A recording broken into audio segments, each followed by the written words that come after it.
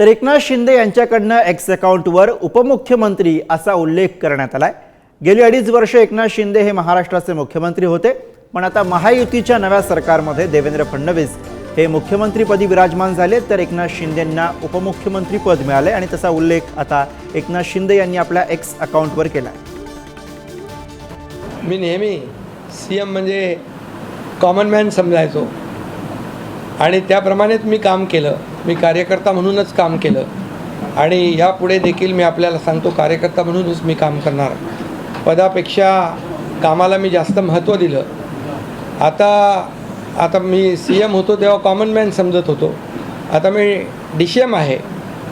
आता माझी जबाबदारी सीएमच्या सोबत काम करण्याची आहे आणि आता DCM म्हणजे डेडिकेटेड टू कॉमन मॅन।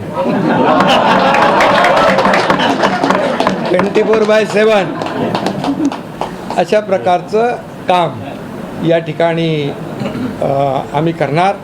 काय तुम्हाला कोणी सांगितलं नाराज होतो? अरे बाबा, मी जिकडे तुम्हाला मला वाटतं 27 तारखेलाच माझी भूमिका स्पष्ट केली की आदरणीय प्रधानमंत्री मोदीजी आणि अमित भाई जो निर्णय घेतील मुख्यमंत्री पदाच्या बाबतीमध्ये त्याला आमचा शिवसेनेचा पूर्ण पाठिंबा आहे। मी तेव्हाच भूमिका जाहीर केली। तुम्ही गावी गेलो तरी नाराज आहे म्हणतात, तब्येत खराब असली तर नाराज आहे। अरे तुम्हीच मानवता बातम्या।